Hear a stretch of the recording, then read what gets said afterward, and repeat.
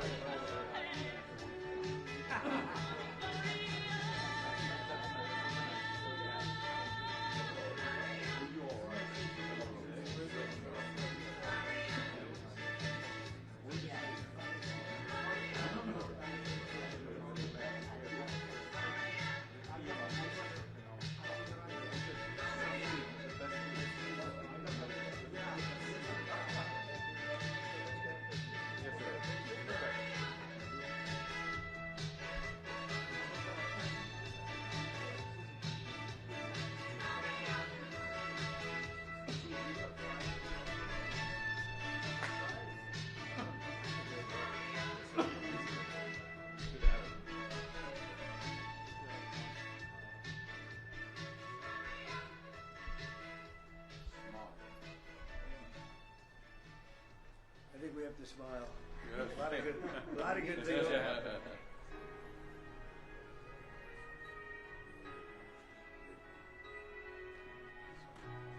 Does everybody like the music? Yeah, it's a perfect song. That's good music. Does not steal your song. Should actually go to the YMCA. YMCA, yes. Everyone do the dance.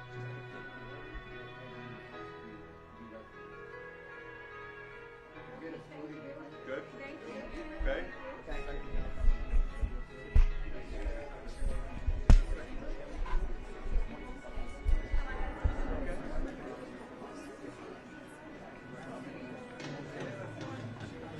Right.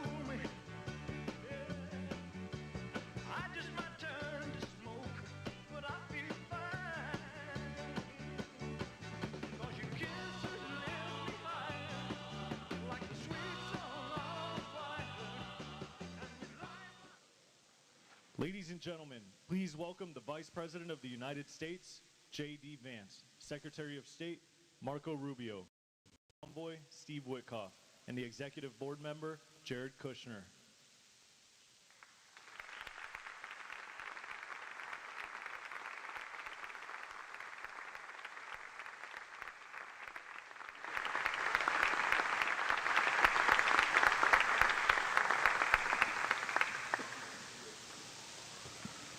Ladies and gentlemen, please welcome the President of the United States, Donald J. Trump.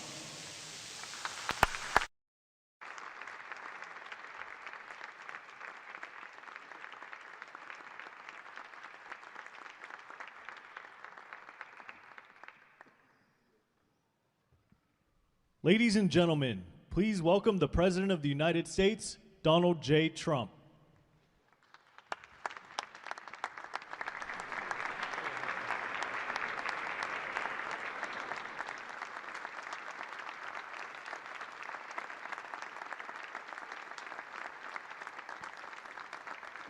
Well, thank you very much. This is a big day, and lots of people Ladies watching. and gentlemen, please welcome the President of the especially from United States, other countries, Donald the J. leaders of- Trump.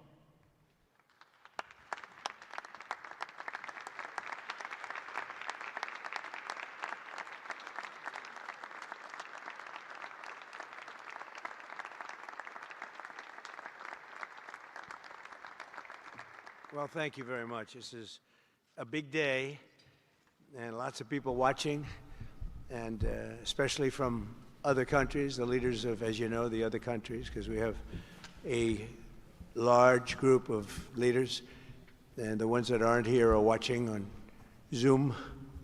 I hope they enjoy it. And the press, we appreciate it very much, so respectful. You've been so respectful of what we're doing. What we're doing is very simple, peace. It's called the Border Peace, and it's all about an easy word to say, but a hard word to produce, peace.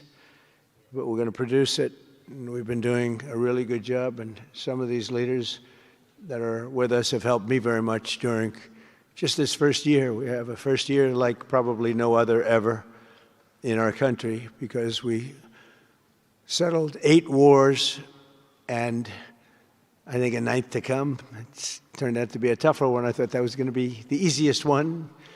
But with war, you never know what's easy and what's not so easy. But we've had a great relationship, and I've become friendly with so many of the people. And I appreciate you being here. These are great people. These are great leaders. And the people that are watching by closed circuit and open circuit in many cases are so proud of it. They want it to be open. But they become incredible friends of mine.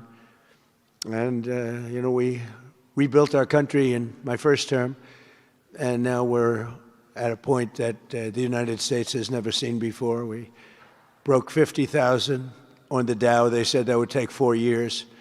We broke 7,000 on the S&P. They said you couldn't do that within 4 years. It would be impossible. And when I came in, they were all saying, if you could get to anywhere close to 40, 45,000, it would be amazing achievement over 4 years. Well, we hit 50,000 in the first year, and we hit 7,000, which was actually tougher to do, according to the Wall Street geniuses. We hit 7,000 in the first year. They said it could take 4 or 5 years. They'd be very happy. It would have been a great job. We did it in 1. But we're doing a great job. Border peace is one of the most important and consequential things I think that I'll be involved in. We've been involved in a lot, and really I've been involved in a lot with the people up here. We work together on ending wars with their country. Some of the wars were 32 years long, 32, 34, and a 37. That's a long time, and we ended it in about 2 days, each one of those. But we have some other work to do, and we're getting it done. Gaza is very complex. It's been amazing. I want to thank Steve and Jared for an amazing job. Marco's over there watching. Everybody's fantastic. And JD, what a job. They're all doing. It's a team. I think it's the best team ever assembled. And you see that by the results. So today is a tremendous honor to welcome you all to the United States Institute of Peace for the inaugural meeting of the Board of Peace. Very important. I believe it's the most consequential board, certainly in terms of power and in terms of prestige. There's never been anything close, because these are the greatest world leaders. Almost everybody's accepted, and the ones that haven't will be. Some are playing a little cute. It doesn't work. You can't play cute with me. But they're playing a little bit. But they're all joining. Everybody. Most of them very immediately. A few that we really don't want because they're trouble. Take care of them. But this is the most prestigious board ever put together. You know, I've seen some great corporate boards. I've seen some great boards, period. It's peanuts compared to this board, because we have virtually everyone is the head of a country other than Johnny, but he's the head of soccer, so that's not so bad, right, Johnny? I like your job the best, I think. And by the way, your World Cup has set every single ticket record in the history of soccer. In the history, nobody's ever seen anything like it. The sales are virtually complete. Nobody's ever seen anything, so congratulations. You made a good decision. We did it together. Thank you, Johnny. Great guy. So I want to thank the many leaders and dignitaries who have traveled great distances and lengths for the important gathering that we're at right now. This building was built for peace, and nobody knew what to name it. And then Marco named it after me. I had nothing to do with it. I swear I didn't. I swear. I had no idea. They said, there's a surprise coming. I didn't know that surprise. I thought they were going to give me a lot of money or something, maybe cash. Could always use some extra cash. But I came and they stopped the beautiful beast. I got out very safely, I'm sure, and looked up, and there it said, Donald J. Trump on the building. And when I say that had nothing to do, nobody believes it, and that's okay, but I appreciated it. That was Marco and JD and a group got together and they did that, and I just thought it was very nice. And it makes me work harder. We're going to have to work harder. We're going to have to make this building much more important. It's brand new. They built it for peace, but nobody occupied it. You know, nobody knew what the purpose of it, but the architecture is so beautiful, and it was with the meeting rooms, the reception rooms. It's really amazing. Who would think that it was built without anybody in mind or anything in mind, and then the State Department took it over. They liked it. Marco came over one day. He saw this. He said, this building is great. And he actually claimed it, right? He claimed it. And that's what he does. Where is Marco? I said, Marco, is that true? You claimed this building. You took it away from about 5 groups that wanted it. That was done very quickly, very methodically. But it was really, really built so beautifully, and such a beautiful building. But we worked together to ensure the brighter future for the people of Gaza, the Middle East, and the entire world. I think that the Board of Peace, because it's mostly leaders and unbelievably respected people, but mostly leaders of Middle Eastern countries, countries from all over the world, and they've been very generous with money also. And the United States, which I'll say in a moment, is also very generous with money. Because there's nothing more important than peace. And there's nothing less expensive than peace. You know, when you go to wars, it costs you 100 times what it costs to make peace. And we have a man at the end right there that's smiling because you learned that after 30 years of fighting, right? 30 years of fighting, we got it done. I want to thank you very much. That was a great thing you did. You and your new friend, they came to my office and they said, I've been fighting for 22 years. Now you're there for 23 years, right? But I've been fighting for 22 years. That's all I've done is fight this gentleman. And his counterpart was there for 7 years. He said, I've been there for 7 years. All I've done is fight this gentleman.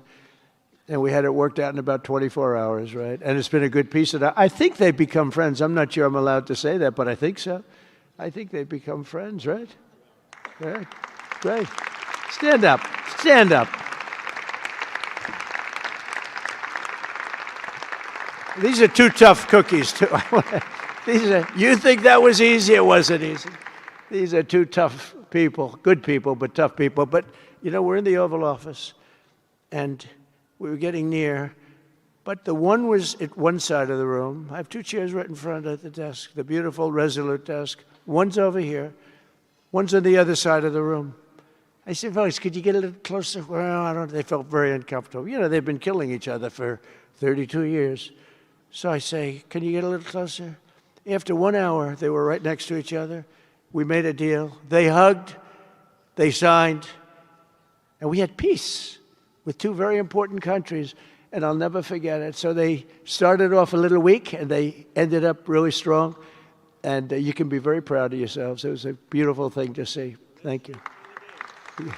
Look at that. Can you believe it? 32 years. Thank you. Thank you very much. But we're honored to be joined today by Prime Minister Rama of Albania. President, where is President Milei? You're another one, I'll tell you. Where is President? I endorsed him. I'm not supposed to be endorsing people, but I endorse, when I like people, you know, I've had a very good record of endorsing candidates within the United States. But now I endorse foreign leaders, including Viktor Orban, who's here, and others. And I endorse this gentleman, Milei. He was a little behind in the polls. He ended up winning in a landslide. I just endorsed the Prime Minister of Japan. She was in a tight race, but was probably going to win. And she won in the largest number in the history of Japan. So she likes me a lot. But it was an honor, and you're doing great. Oh, look, they're sitting right next, Victor. I think, but ultimately, I think I'm going to end up endorsing. Hey, look, as long as it works, it's okay with me. But the endorsement seems to be working in foreign countries, too, so that's good. But nice to have you both. Victor, nice to have you both. Very proud of you. The Prime Minister of another, really just a great guy, Pashinyan of Armenia. Aliyev of Azerbaijan. I love saying that name now, you know. At the beginning, it was giving me a hard time. Now I love saying it. It's a beautiful name. I love it. His Majesty, King Hamad bin Isa Al Khalifa of Bahrain. Bahrain. Thank you. Thank you. Where are you? Where are you? He's so rich, he can sit there. He can sit wherever the hell he wants. You know, he could sit up in the corner. He could sit up top. He might take a piece of this building, Marco. He'll take 25% of the building for about $6 billion. Thank you. And you've been very generous also. We appreciate it.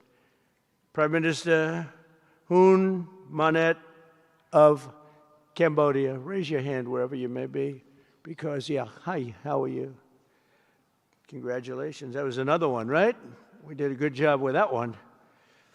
Prime Minister Madbouli of Egypt. Thank you very much, and say hello to the General/President. Okay. Prime Minister Orban of Hungary, who has my complete and total endorsement for election. Not everybody in Europe loves that endorsement, but that's okay. He does an unbelievable job. He's done an incredible job on immigration, unlike some countries that have hurt themselves, but they're working on it. But I just want to let you know, you have my total and complete endorsement, and I'm putting it out. I already did, but I'm putting it out again. And you're coming up with an election, and I think you should be good. I'll tell you, Milei did pretty well. He was a little down, right? And then he ended up winning in a landslide, so that's pretty good. You're going to do great, Victor. Thank you very much for being here. Appreciate it. You run a great country. A man that I really like a lot is, he's definitely tough. I don't want to fight him. President Prabowo of Indonesia. Thank you very much. Please, this is a big guy. I tell you, I said, how many people in Indonesia? He said, like 240 million. I said, no, say it again. How many? It's a big country you have.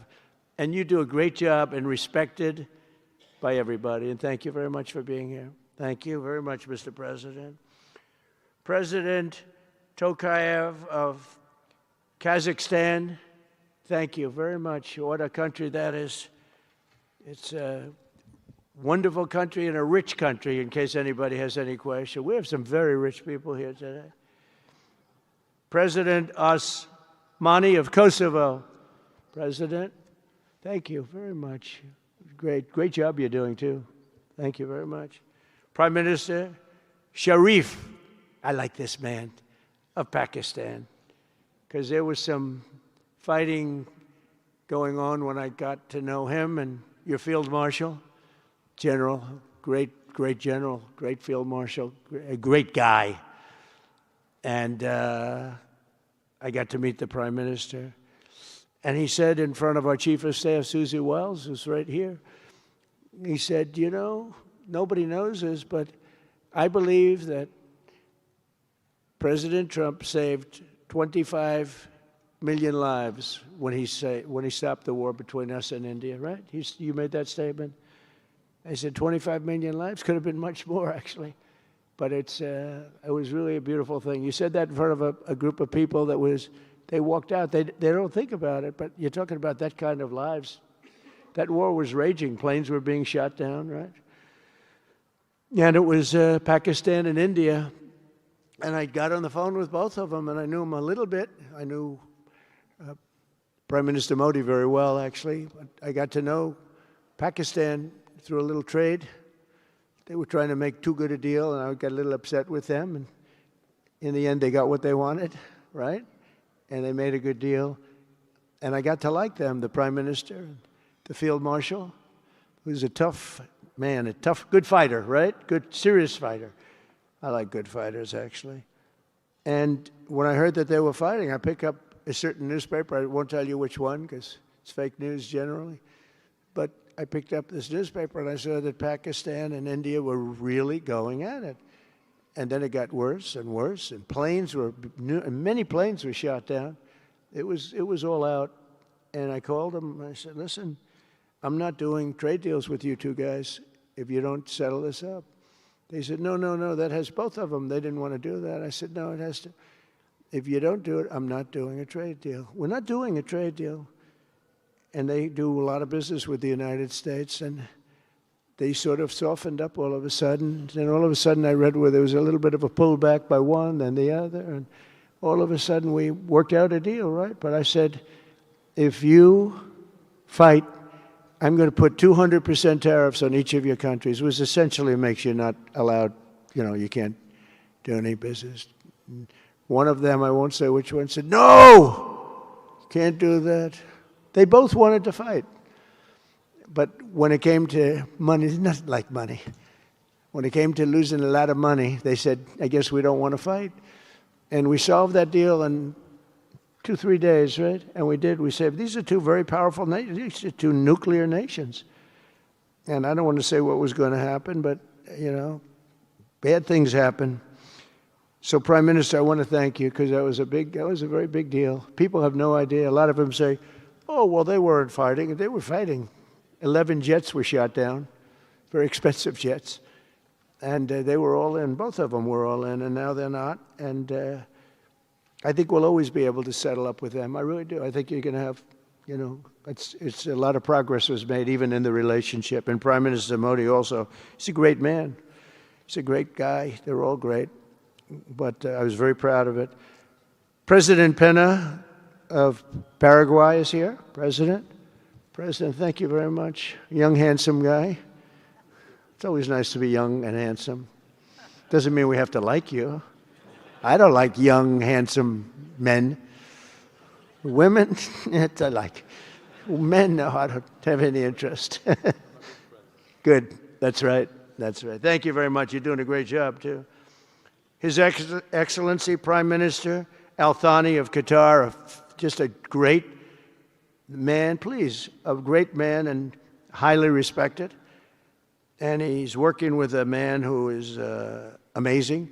I always say he needs a public relations agency because you do so much good and they have you down as evil. And you're not evil. You help us so much and you're such a good ally. And I just want people to know that. And the Emir is incredible, smart as you can be, a great leader. And he cares so much for the people. And he cares so much for the Middle East. So I want to thank you very much and send my regards. Your country has been a great help. So, you know, surprising to some of the people writing out there, but now they'll start changing their tune because it's true. I only tell the truth. Prime Minister Don of Romania, wonderful people. The Romanian people are fantastic, fantastic people, like you're fantastic. And a lot of them come and work in this country and help us in this country, as you know, and it's, they are just really, really solid people. President Mirziyoyev of Uzbekistan, who is where? There he is, and a friend of mine. He's got one of the most difficult names in history, but that's okay. It doesn't matter. Your country's doing great. You're doing great, and just no problems. Every time I see him, nope, we're doing good, no problems. And General Secretary To Lam of Vietnam. Vietnam is incredible as a country and as a force, and it's an honor to have you. A really great honor to have you. A lot of respect for your country. We'll also want to express my gratitude to Vice President J.D. Vance, who is a fantastic man. He's a fantastic talent. He was a great student. He went to one school. He graduated. You know, most people, if you watch some of the people that were at the event in Munich, they didn't graduate quickly from college. They had everything they could do. There was one young, attractive woman. She was unable to answer questions. And she didn't do so well like J.D. did in college. J.D. graduated in a 4.5-year college in 2 years. And then he went to Yale and he graduated at the top of his class, went to the military grade. But when he went to Yale, there was one person that was marginally ahead of him, so he married her. Can you believe it? He married the person that was ahead. I don't know. I always like to say J.D. was first and Usha was second, because I get a little uncomfortable when I say that. But he's been incredible. He's a brilliant guy and a great guy, and he's been my friend. All of our people, we have a fantastic group of people, our cabinet members, everybody, many of them here. But J.D.'s been great. Thank you very much. He gets a little bit tough on occasion. We've got to slow him down just a little bit on occasion. He says his mind. Now, then we have the opposite extreme. We have your friend sitting in the back. Your best friend sitting in the back is Marco. Marco does it with a velvet glove, but it's a kill, right? The result is the same. They do it very differently. And Marco, you really did yourself proud 2 days ago in Munich. In fact, so proud that I almost terminated his employ because they were saying, why can't Trump do this? I do, but I say it differently. But Marco, don't do any better than you did, please. Because if you do, you're out of here. But no, I want my guys to do great. And the acclaim he's gotten and the acclaim J.D. gets is great. We have smart people. And when you see the representatives there, like Gavin Newsom, he didn't know what he was doing. They didn't even know why. He didn't know why he was there. Or AOC, she was unable to answer a simple question. And she could have said, well, I'm studying it, and I'll report back to you next week. You know, you can get away with that. But she just went, it's actually, I think it could be a career-ending answer, because for 25 years, anybody running against her, I think Susie is going to use that little piece of stuff. It was not good. It was not good. That was not a natural.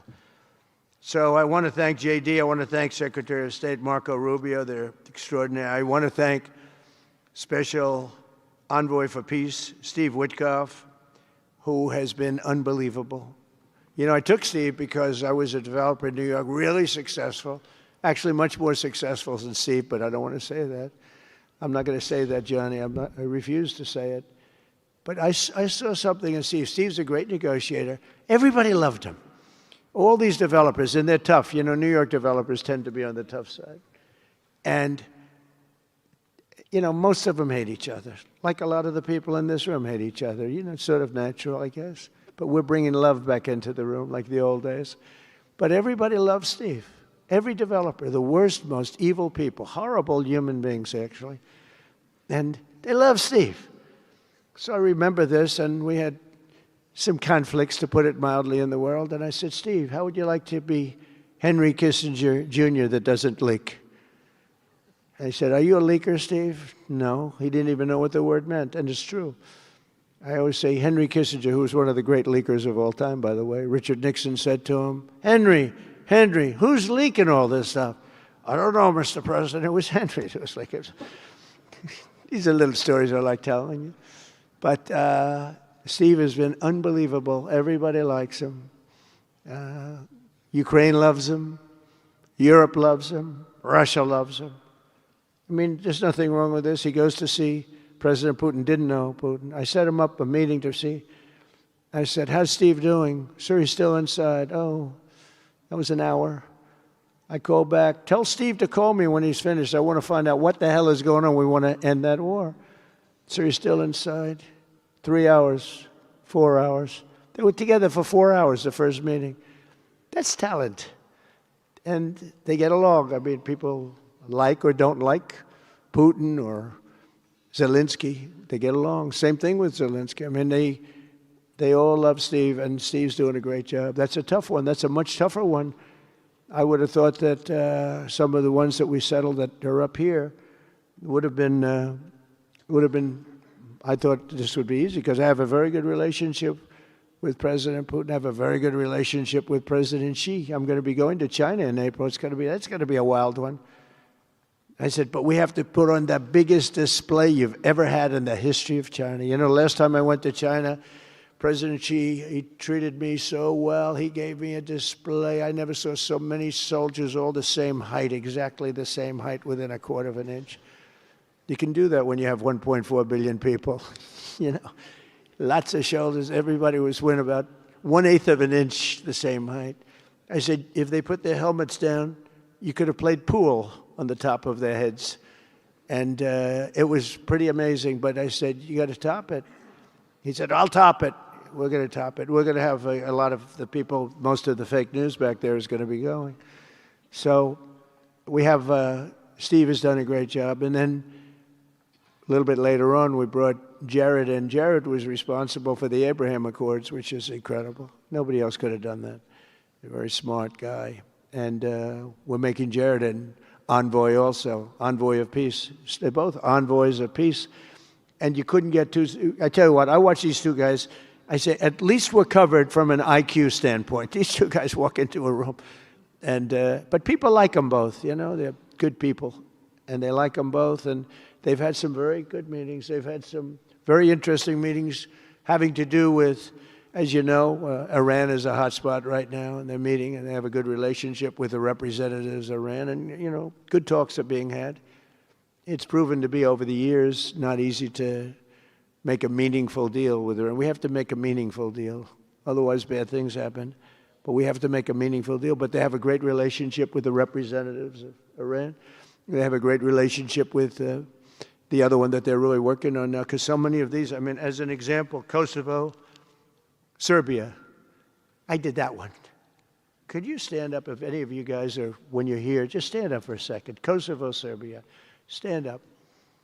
What a job. Thank you very much. We appreciate it. So good. And you're getting along. And when you don't get along, you'll call me, and we'll get it solved, right? We'll get it solved.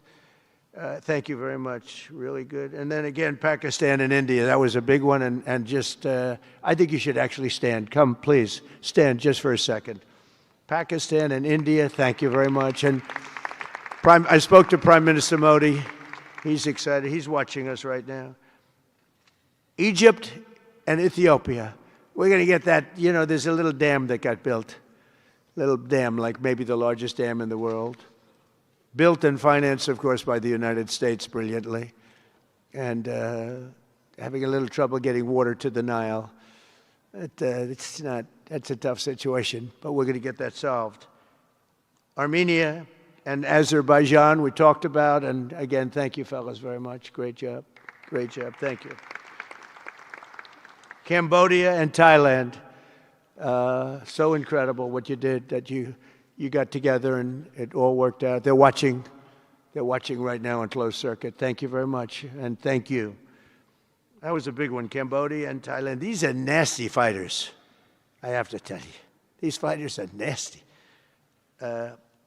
Now we talk about, you talk nasty fighter, you're nice guys compared to this. Congo and Rwanda. That was, and we've got them pretty peaceful. There's little flare-ups every once in a while. I'll get a call once a week. Sir, there's a flare-up in the Congo again. We'll get it straightened out, right, Susie? We'll get it straightened out. And Israel, as you know, with, you could say Israel and numerous countries if you want to really know the truth, but Israel and Iran, and we'll see where that goes. But when you think of Israel, we've done the biggest thing of all. We have peace in the Middle East right now. That's bigger than people said it couldn't be done. For 3,000 years, they've been talking about Middle East. They said it couldn't be done. And you look at what's happened in Gaza. And one of the keys to it was when we took those beautiful, magnificent, we just ordered 22 more of them, updated model. The B-2 bombers are incredible. I never understood the B-2 bomber. I'd watch, it's a wing. And I've never quite understood that, Johnny. I'd look at it, I'd say it was beautiful, but what does it do? It carries very big bombs. And it went into Iran, and it totally decimated the nuclear potential. And when it did, when it decimated that, all of a sudden we had peace in the Middle East because there was a black cloud hanging over the Middle East, and if that wasn't done, that cloud would have been there. And countries like Saudi Arabia, countries like Qatar, countries like, nobody could have signed. You would have had that threat. Nobody could have had, you couldn't have had peace in the Middle East. So now we may have to take it a step further, or we may not. Maybe we're going to make a deal. You're going to be finding out over the next probably 10 days. But this meeting today is proof with determined leadership, nothing is impossible. When I took office, the war in Gaza was raging with thousands of people being killed and no end in sight. Today, thanks to unrelenting diplomacy and the commitment of many of the great people in this room, we have 59 countries signed up on Gaza. Think of that. We have, it's amazing. But all the people, many, really so many in this room, the war in Gaza is over. It's over. There are little flames. Hamas has been, I think they're going to give up their weapons, which is what they promised. If they don't, it'll be, they'll be harshly met, very harshly met. They don't want that. All this stuff like they don't mind dying. They told me that's not true. Everyone said, oh, they don't mind dying. No, they don't want to die. They said, we don't want to die. People don't want to die. The ceasefire was held, and every last remaining hostage, both living and dead, has been returned back home. Think of that. That was an impossibility. And we did hundreds of hostages, but the last 20, and I always said to Steve and Jared, I said, the last 20 are going to be very tough, very, very tough. And we got them back. We got the living back, and then we only got about 16 of the dead, and we said, well, you got to get them all. You promised them all. And they dug and dug and dug. You can imagine it's a job that's brutal. And Hamas really did a lot of that work. And you got to give them credit for that. They brought the last one home a week ago, and we got all 28 of them, living and dead. The amazing thing, because I've never seen anything quite like it, the parents of the dead, they knew their boy was dead. This case, boys, all boys, men, but to the parents' boys. They knew their boy was dead. They wanted that dead body as much as if he were alive.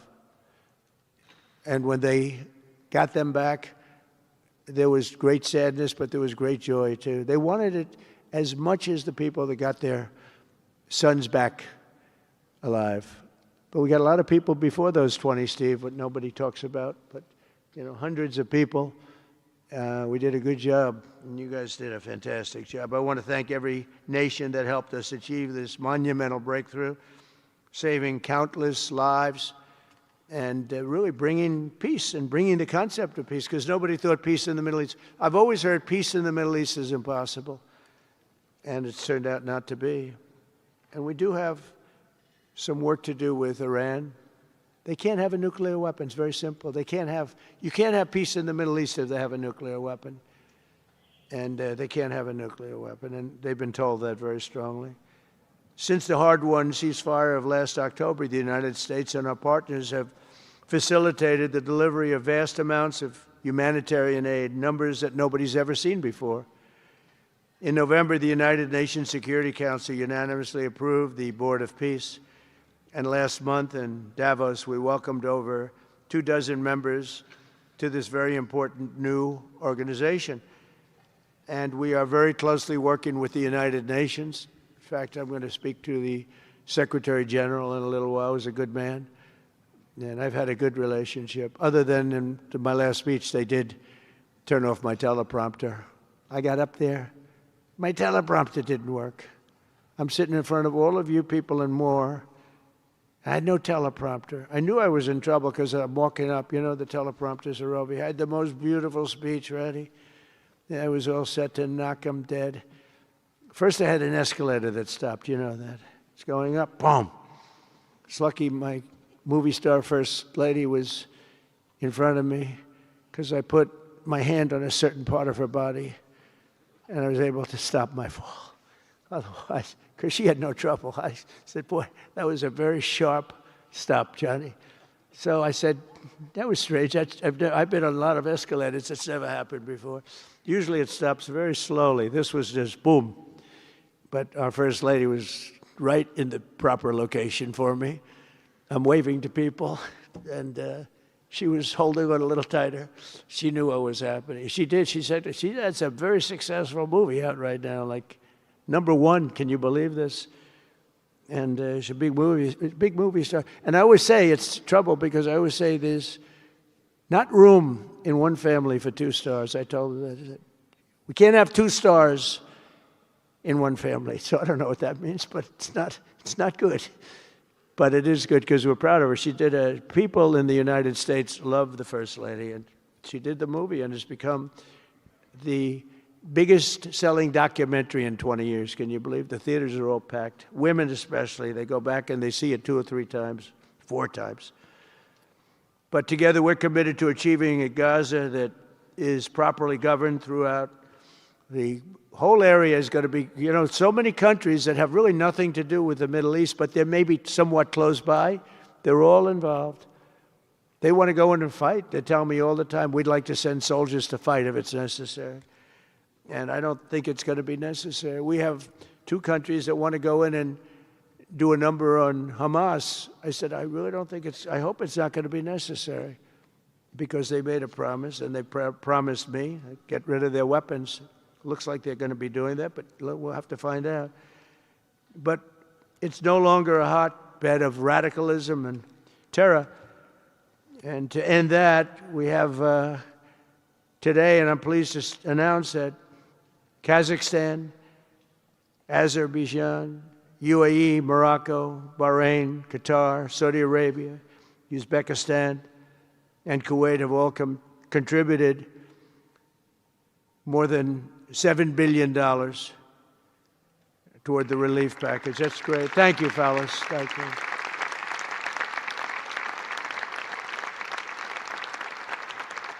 And many more are contributing too. So the numbers are, you know, this just started. This is our first meeting. But every dollar spent is an investment in stability and the hope of new and harmonious. It's a region that's so important, it's so vibrant, it's so incredible. The people are so incredible, but we want to have a harmonious Middle East. The Middle East is amazing. So many friends in the Middle East, they're so smart. Sometimes they're too energetic. That's the, you know, a lot of people aren't energetic. Sometimes they're a little bit too energetic. These are great people. The world is now waiting on Hamas, and that's taking place, and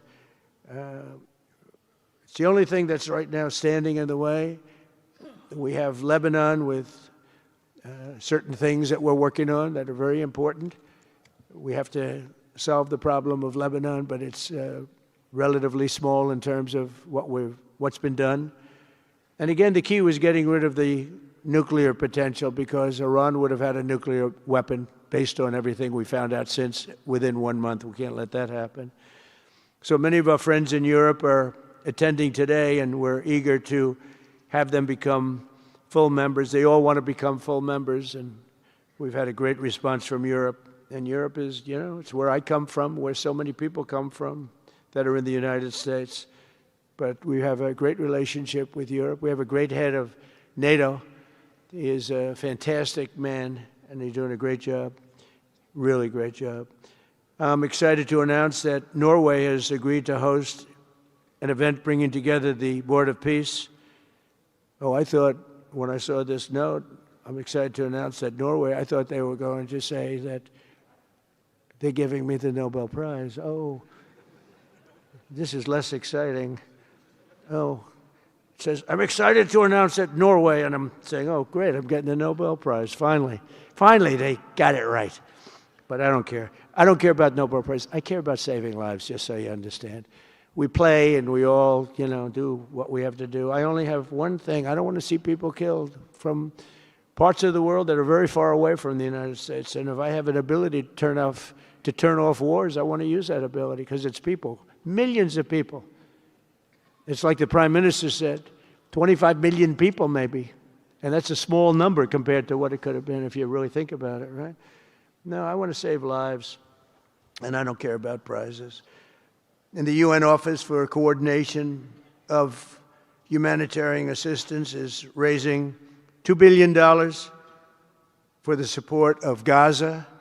Additionally, Japan has just committed to host an aid fundraiser, which will be a very big one. It's already successful. We know some of the numbers that are being talked about, which will be attended by other nations in the region, including South Korea, the Philippines, Singapore, and others.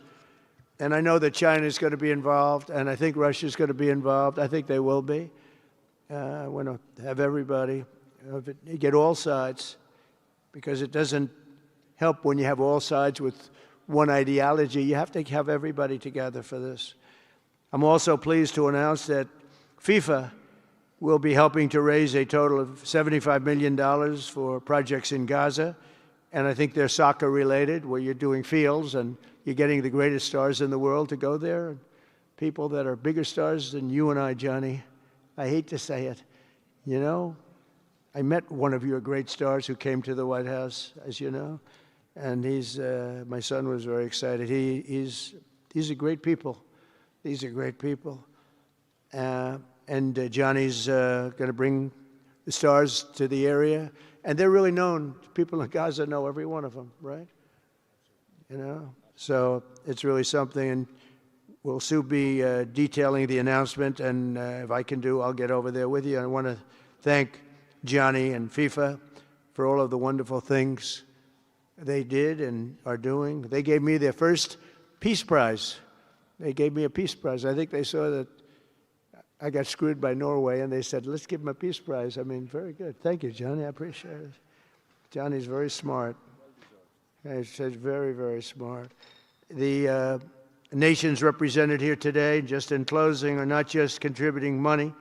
Some are also pledging personnel to help preserve the ceasefire and secure a very enduring peace. We have to have enduring peace. Having peace, knowing it's going to blow up in 2 weeks, doesn't mean anything. In particular, Indonesia, thank you very much. Indonesia. It's a great country. Thank you very much. Look at that man. Look how tough he is. You think it's easy dealing with him? Look at that face. You are a tough cookie. And we say it lovingly, too. We need strength. You say, see, he doesn't mind. He's tough and he's smart. And smart is more important. Morocco, thank you very much. Great. What you're doing is great. Albania, Kosovo, Kazakhstan have all committed troops and police to stabilize Gaza. Egypt and Jordan are likewise providing very, very substantial help, troops, training, and support for a very trustworthy Palestinian police force. We think we're getting some very good people on that police force. And, it's peace in the Middle East. We have peace in the Middle East. Think of it. For years you've been hearing about peace in the Middle East, and everybody's saying it's impossible. All of these countries are working together around the vision of a Middle East that is free from the curse of extremism and terror. And now is time. And by the way, even people with extremism and preaching extremism, they're exhausted. They're tired. It's been going on for too many years. I don't care who you are. They're tired. They want peace. And now is the time for Iran to join us on a path that will complete what we're doing. And if they join us, that'll be great. If they don't join us, that'll be great too. But it'll be a very different path. They cannot continue to threaten the stability of the entire region, and they must make a deal. Or if that doesn't happen, I maybe can understand. If it doesn't happen, it doesn't happen. But bad things will happen if it doesn't. With the commitments announced today, the Board of Peace is proving that it does not just convene countries. It devises and implements, and real solutions happen. We've come up with solutions. This is so little talk. This is very little talk, all action. First time, it was always talk in the Middle East. People would talk about peace in the Middle East, and then they'd go home and they'd never even think about it again. Nothing would happen. We're providing a model for how responsible sovereign nations can cooperate to take responsibility for confronting problems in their own regions. The Board of Peace is showing how a better future can be built, starting right here in this room. And I want to let you know that the United States is going to make a contribution of $10 billion to the Board of Peace. Thank you.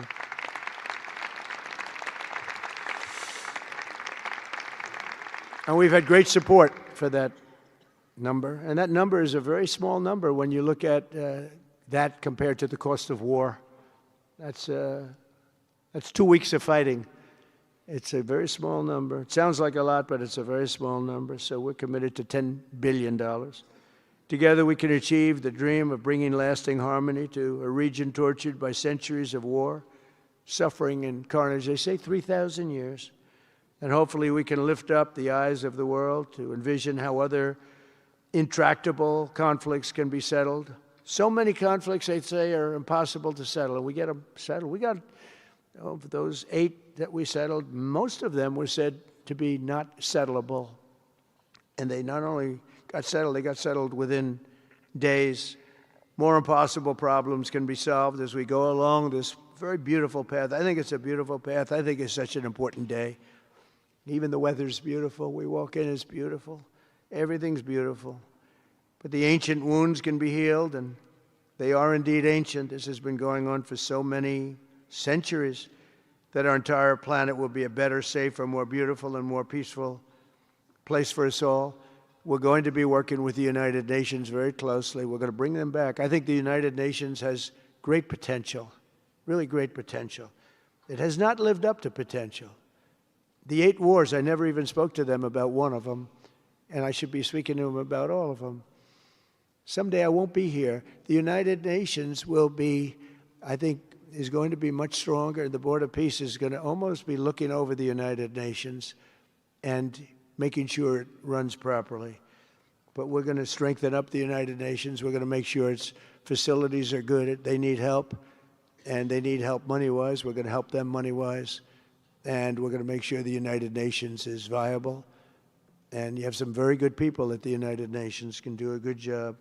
But as I said, I've said it for years, United Nations has tremendous potential. A lot of people didn't like when I said it. They said, oh, you shouldn't say that because, you know, we don't care about the United Nations. No, it's really very important, and I think it's going to eventually live up to potential. That'll be a big day. So I want to thank everybody for being here. You're my friends. You're great leaders. You're great people. And I can honestly say, you know, you're strong leaders, you're tough leaders in many cases, and every single one that I'm looking at that's right here, I've gotten to know and I've gotten to respect, and really you're friends of mine.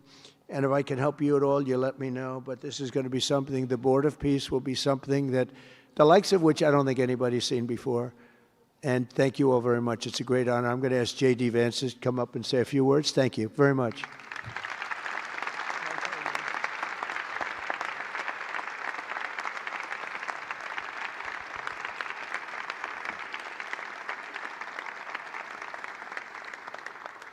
Well, thank you, Mr. President, very much for your leadership, but also for the kind words about me personally. I knew exactly what I wanted to say, but then after the President said that I was so smart and that I didn't want to repeat our Congresswoman who froze for 20 seconds over in Munich, now I'm tempted, sir, just to freeze for 20 seconds. and just stare at the cameras, and maybe they'll say nice things about me like they do about Congresswoman Cortez. But I have three very brief messages. First of all, to the President of the United States, but to the entire team, to Marco, to Steve, to Jared in particular, who've done such an incredible job. I think what this Board of Peace represents is a recognition that if you actually have a President of the United States and a team that's committed to diplomacy, it can actually work. When I look at what happened to Israel on October the 7th, all those innocent people who were murdered, the fact that you had all of these hostages, and of course, a terrible war that came from it, I remember thinking to myself, how is it ever going to be possible to get these hostages home safely, to make it possible for the people of Gaza to actually have a reasonable future, but also to ensure that Israel is never attacked again? It turns out the answer was you just needed a president who was committed to the effort and committed to the work, and that's what we had, thankfully, under the leadership of this president. And you got to make peace, but then you have to make the peace stick. And that brings me to my second point. That's what the Board of Peace, I think, is fundamentally about, is making the peace stick. And it's an incredible thing that you guys have all done. So to all of the leaders gathered here today who are investing in the future, who are investing in peace, we're grateful to you. We're grateful for your partnership. And in particular, I think to the President of Azerbaijan and the Prime Minister of Armenia, who I just saw last week, thank you all for making it possible and for showing what real leadership can accomplish. When you set aside weapons and killing and destruction and invest in your people and invest in prosperity, it can create great things. So thank you both for what you did. I think it showed great leadership. And finally, to the American people, I think it's important that the American people recognize why we're here today. And the reason that we're here today is, yes, to save lives and yes, to promote peace, but this creates incredible prosperity for the American people. The countries represented here represent trillions of dollars of investment in the United States of America that would not have been possible without this president's leadership and advocacy for peace. The economies here represent millions of American jobs of people who are receiving products built in American factories and made by American workers would not be possible without a focus on peace. So, Mr. President, while I think this is great for the world, I also think it's really, really great for the United States of America, so we're looking forward to the partnership. With that, I want to turn it over to the MC for the rest of the program, and that is our great press secretary, Carolyn Levitt. Thank you.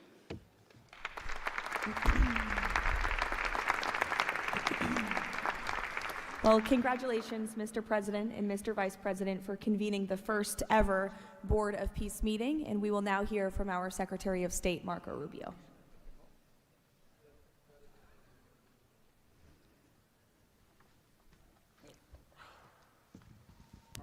I'll be brief and to the point. We want to talk a little bit about the strategic vision of this organization and begin doing so by first acknowledging that we are here today because the President of the United States, Donald J. Trump, has both an ability and a willingness to use the power of his office to think outside the box.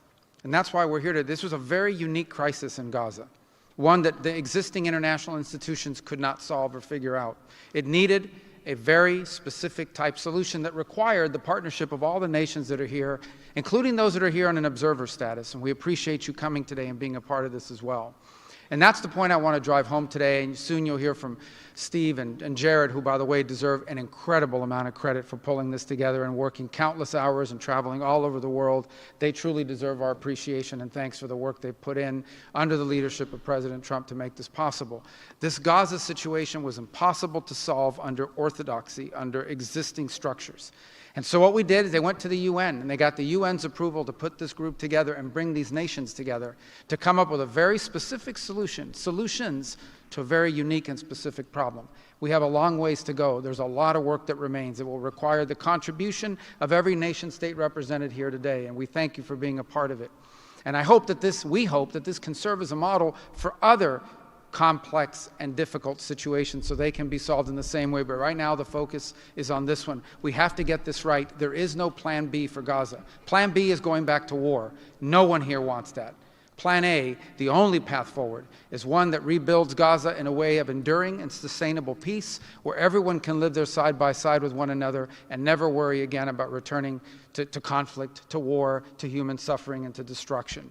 And again, Mr. President, thank you for having the vision and the courage to pursue something that has never been done before. And we're not done yet. And thank you to Steve Witkoff and Jared Kushner for the time and the work they put into this. And thank you on behalf of the State Department and the U.S. government to all of the nations that are here. Every one of you is indispensable, including our observer partners, who we hope can find your way to join us at some point as officially part of this. But we are grateful for the fact you're here today and the contributions you've made already. Thank you.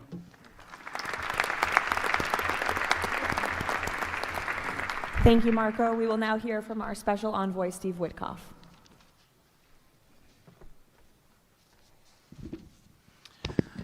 Thank you, everybody, for being here. I don't know if we ever believed that this was possible when we first started envisioning a board of peace, but of course, under the President's indispensable leadership, and it begins with that. It begins with President Trump's leadership and his direction. We are here today, and it's pretty amazing. I think we have some people to thank. We had an amazing partnership between the mediating countries, Qatar, Egypt, Turkey. Prime Minister Mohammed, you are an exceptional human being. You really are. Ali, thank you for everything you did. That's you right over there, Ali. Wherever Hakan is, Hakan, you were amazing. And so was Ibrahim and President Erdogan, and of course, to the Egyptians, Badr, I know you're smiling because we went through so much. And General Hassan was amazing. We all became friends here. And Prime Minister Sisi, President Sisi, pardon me, and so many others. But our team, JD, your insight, your counsel, and Marco, you're an amazing secretary, and it's a privilege to work for you. And Jared, you are my dear friend and the best partner I ever had. You are an amazing person. But Mr. President, it is my greatest honor to work for you. It is the blessing in my life. I've had many blessings. I don't have to be a practicing lawyer anymore, but this is my greatest blessing. But I also have to mention one other person who is important to this discussion. Oh, the Israelis, I forgot. Prime Minister Netanyahu. Without him, much wouldn't have been accomplished as well. And that's really important that we acknowledge him here today, and Ron Dermer. But a person who doesn't care much about the acclaim, we have to acknowledge too, and that's you, Susie. Because I would come back and you would say to me on every trip, what can I do for you? This matters. And you are an inspiration for all of us. So I thank everybody, and let me get on to, am I going on to the next slide? Sure. Caroline? Sure. Okay. So with regard to the hostages, we're here today, again, I say it, I know it sounds redundant, but we're here today because of President Trump. Without him, none of this was possible. There were 251 hostages. 168 came out alive. 83 bodies were returned to their families so that they could grieve and remember their loved ones like in a normal way, in a way that brought their families together. So that was just as important. This was a monumental effort, and I want to tell a story about the President. Every time a hostage family came to visit with us, they were not on the President's schedule. I would walk down to the Oval Office, I would tell the President that there was a hostage family here, and he would say, Steve, bring them up. Every single time. Mm-hmm. And when we got the last 20 out, we had a celebration at the White House, and I could see the emotion on the President's face. And he came up to me and he said to me, I have to tell you, this is my 5th year in the Oval Office, and I don't know that I've ever had a more special time than this moment with these people, seeing them come home.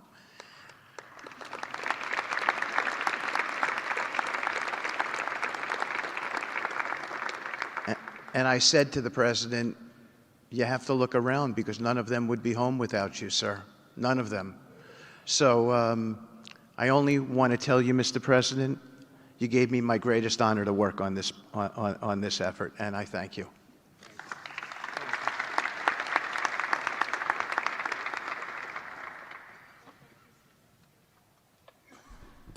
Thank you, Steve. Now you're going to hear directly from the team that has been tasked with implementing President Trump's 20-point plan for Gaza, beginning with our ambassador to the United Nations, Mike Waltz. Thank you, and thank you, Mr. President, Excellencies. First, let me wish everyone a happy and prayerful Ramadan. Thank you so much for joining all of us today. Mr. President, Excellencies, bottom line, humanitarian aid has absolutely surged since the Gaza war ended. Our Central Command, our great military, is working together with Israel, with the UN, so many countries here to coordinate the aid, to make sure there's deconfliction. Over 70 countries now are participating in our Civil Military Command Center, and here are the results. Aid is up. 4,200 aid trucks have entered Gaza each week for 13 consecutive weeks, the longest stretch of high-volume assistance to Gaza in years. Diversion is down significantly from prior to the ceasefire, with less than 1% diverted this month. Food supplies are way up. We are reaching the full 2.1 million Gazans with aid, up 5 times from the delivery levels before the ceasefire. The percentage of households experiencing severe hunger has dropped from about 30% to down to 1%. As of this past February, drinking water has doubled, and child malnutrition has been cut in half. If we could go to the next slide. Mr. President, only under your leadership and this great team could we bring together the United States, Israel, Egypt, Jordan, the UAE, the United Nations agencies. Mr. President, bottom line, like you, this is a board of action, not a board of endless talk or speeches, and these results are a true testament to your leadership and the leadership of this great team. We are saving lives, and it's an honor to be a part of it. Thank you, Mr. President. Dr. Ali Shaith. It is my honor to be here representing the National Committee for the Administration of Gaza. Thank you, President Trump, for your leadership, for your continued efforts. A new governing authority is now in place for Gaza, with a clear mandate and a clear commitment to establishing development and stability. However, we are operating in extremely difficult conditions. Large parts of Gaza Strip are severely damaged, destroyed actually. Humanitarian needs are acute. Law and order remain fragile. This is not normal operating environment, President, which is precisely why discipline and prioritization matter. Our priorities, therefore, are defined into 4 categories.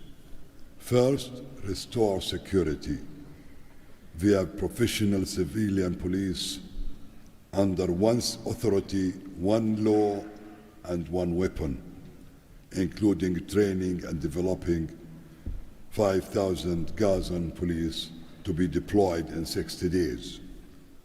Secondly, revive economic activities and livelihoods, creating decent jobs, especially for our young population.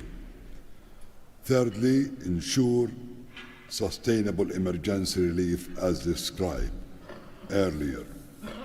Fourthly, restore basic services including electricity, water, health and education, and last but not least, the access and movement. Our mandate is simple, President, step by step to build the foundation for lasting peace, dignity and prosperity for the people of Gaza. And this is where we count on your continued leadership and support. Blessed the peacemaker. Thank you.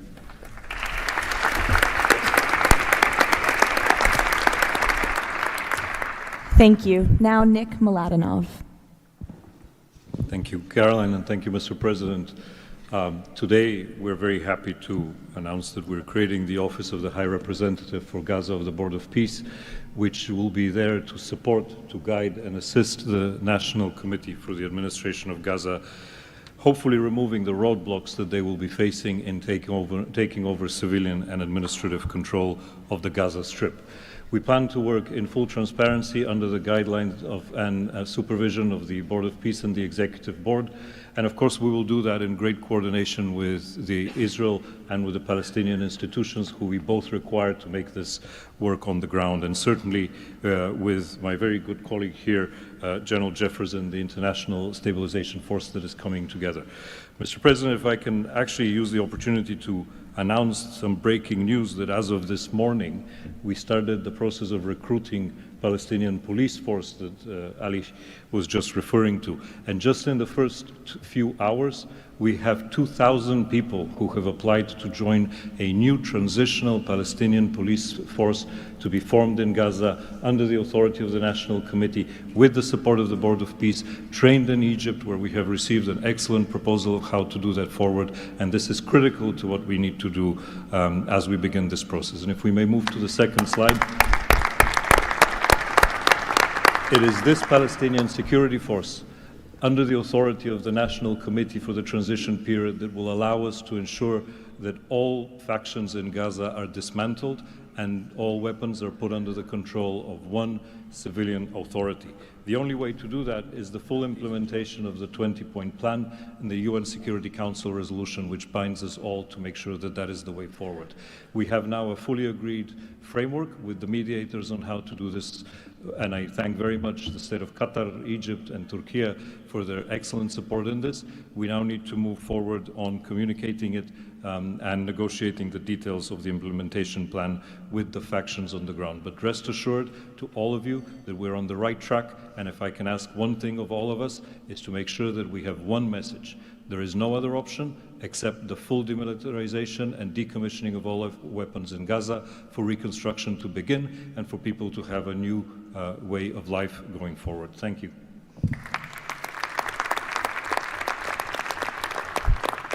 Thank you, Nick, and congratulations. Now, Major General Jasper Jeffers. Thank you, Caroline, Mr. President. It's an honor to be here today as the ISF commander. The ISF will do two things: stabilize the security environment in Gaza and enable civilian governance as established by the National Committee. For the last few months, we've had a team on the ground of U.S. military experts preparing the infrastructure for the ISF. This team's already operating from a combined joint operations center that's going to be the headquarters for the entire ISF. As you can see on our map, our plan is for the ISF to be assigned in 5 different sectors, each sector receiving 1 ISF brigade. In the short term, we plan to deploy to the Rafah sector first, in addition to the training of police. Midterm objective is to continue to expand sector by sector, all moving to our long-term 12,000 police and 20,000 ISF soldiers. I'm incredibly pleased to announce today that the first 5 countries have committed troops to serve in the ISF: Indonesia, Morocco, Kazakhstan, Kosovo, and Albania. And 2 countries have committed to train police: Egypt and Jordan. I would also like to announce that I have offered and Indonesia has accepted the position of Deputy Commander for the ISF. With these first steps, we will help bring the security that Gaza needs for our future prosperity and enduring peace. Thank you.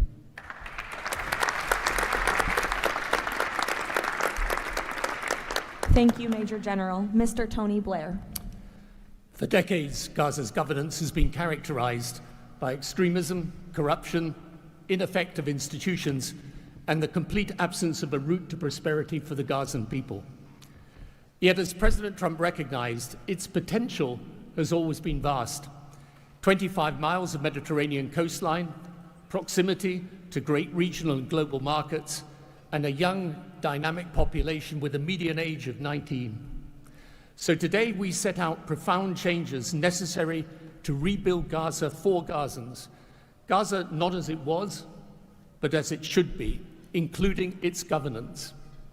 Effective public institutions serving the people, a business environment where enterprise flourishes, an education system educating the young for tolerance and achievement, and a tech-enabled society making the most of the digital revolution.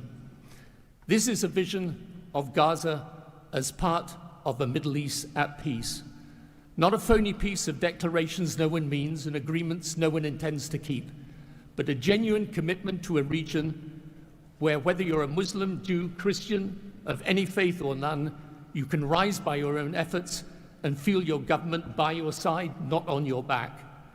That is the vision behind President Trump's 20-point plan for Gaza, and it remains the best, indeed the only hope for Gaza, the region, and the wider world.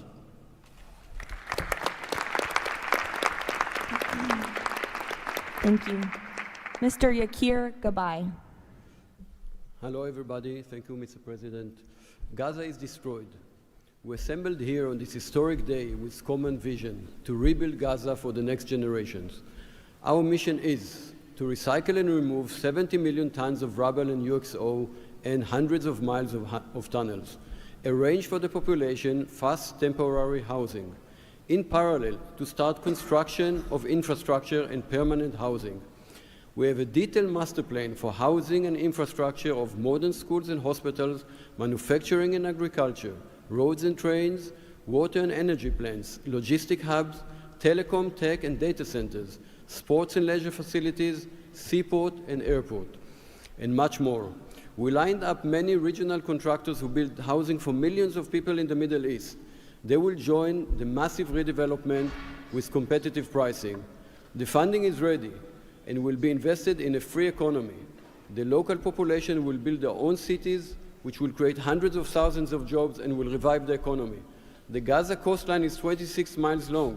It can be developed as a new Mediterranean Riviera with 200 hotels and potential islands.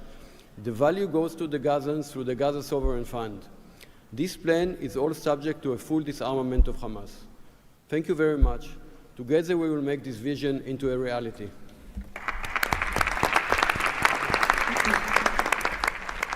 Thank you. Mr. Liren Tanman. When we asked the NCAG what Gaza needs to unlock its potential, the answer was clear. Reconnect Gaza to the world, digitally and economically, and replace corruption with an open, tax-free system. Gaza was once a vital trade hub between Asia and Europe.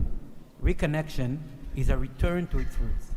Even the word gauze comes from Gaza, where silk was woven and exported to Europe.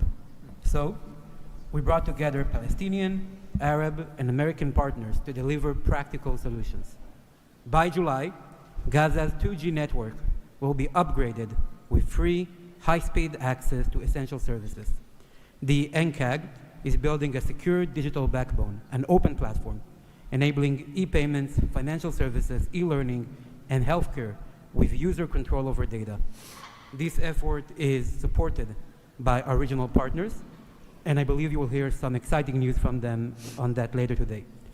In parallel, we're advancing an Amazon-like logistics system to help Palestinian launch businesses import globally and trade securely. This will lower prices, drive growth, and help transform Gaza into an open, transparent, corruption-free economic zone. Thank you. Thank you. Mr. Mark Rowan. Mr. President, distinguished leaders, the goal is simple. Take the momentum all of you have provided and build it into something that is not just temporary relief, but something that provides a long-term foundation that will enable many of the goals we've spoken about today to be achieved. We plan to do this by gathering Gaza's productive assets in one unified structure. This will allow independent, professional, conflict-free management of the resources to benefit the Gazans. This will also enable expeditious planning and zoning and not fragmented projects that do not contribute to an economic whole. The potential here is tremendous, but it has to start somewhere. The start is in Rafah, where, as you heard, that will be the first place security is deployed. The plan is 100,000 homes, for 500,000 residents plus $5 billion of infrastructure. Over time, 400,000 homes for the entirety of the population with more than $30 billion of infrastructure. Let me put it in financial terms. This is not a problem of money or collateral. This is a problem of peace. The coastline alone, $50 billion of value on a conservative basis. The housing stock, more than $30 billion as rebuilt. The infrastructure, more than $30 billion. $115 billion of value. It just needs to be unlocked and financed. Great. Thank you. Mr. Ajay Banga. Thank you, Caroline, and thank you, Mr. President. All this requires money. And so when the UN Security Council resolution got passed, we set about creating the Gaza Reconstruction and Development Fund at the World Bank. It's housed there. The World Bank's role is that of a limited trustee. We manage the donor contributions coming in of the type that the President said a little earlier in his opening remarks. And then we help to manage that money while it stays with us. And under the direction of the Board of Peace, we disperse the money for reconstruction and development projects in Gaza. This fund is ready to receive the donations that he spoke about just a little while ago. The second part of the story is that you as donors deserve the right to know that the money is being used in a transparent way. We are helping, along with the Board of Peace, which takes the ownership of ensuring that the right kind of financial, legal, and oversight mechanisms are being put in place. We've even assigned a financial controller from the World Bank on a secondment basis to the Board of Peace to ensure that we can try and help build the best standards in this process. Now, this is just the beginning. This work is going to need 2 or 3 things that the World Bank Group can bring to the table. The first is leveraging of public finance. Because of our AAA rating, we have the ability to leverage private bond money to help to create the resources we need to do what Mark just talked about. The second is we can de-risk private investing. And the third is we have people on the ground and expertise and knowledge of doing this kind of work in other markets. We want to be not an armchair critic of a process, but an active participant in giving Gazans and people in the region the opportunity of the lives they deserve the one time we get the chance. So thank you again.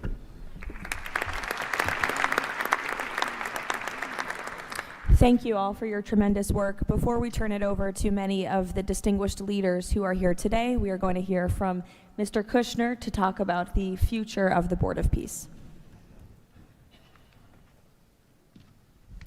Thank you, Caroline, and thank you, Mr. President, Mr. Vice President, Secretary Rubio.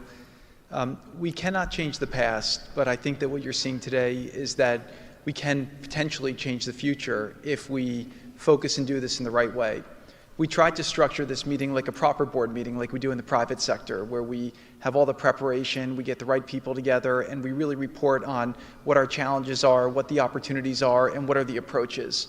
What you've seen today is just a small sample of the work that's been done, and I really want to thank the entire team that's worked so hard at this. A lot of these people are volunteers. They're doing this not for any personal gain. People are not personally profiting from this. They are really doing this for their children and for their grandchildren and because they want to see peace. One small anecdote is Liran said to me, "Are you sure I should be presenting? I'm a Jewish Israeli and I'm working on Gaza and all these things." And I said, "That's exactly why you should be presenting today." If Jews and Muslims work together, Israelis and Palestinians with Americans and English and Bulgarian and people from all around the world, then we can kind of join on a common goal, which is peace and togetherness, and that's really what we've done. I want to thank President Trump. I remember working with you on your first foreign policy speech in 2016 that you gave at the Mayflower Hotel, and at the time, those ideas were considered to be very, very radical. What I saw as somebody who didn't have any foreign policy experience were just common sense ideas. Why can't the world be better? Why can't there be peace? Why can't there be more prosperity for all people in all ways? And I think over the last decade, you really have changed the way that the world thinks about a lot of these things. And I think that this organization is bringing a new approach and new ideas and new people together in order to effectuate it. I'd really like to thank all the countries that joined on very early. I see this as a very self-selecting group of countries that really believe that the future can be different and wanted to join in partnership and put their reputations and their resources and their time and their ideas on the way to say, these are the challenges we're putting that we're solving in our own countries. We want to come with new ideas because we've achieved success and we believe that the world can be better in that regard.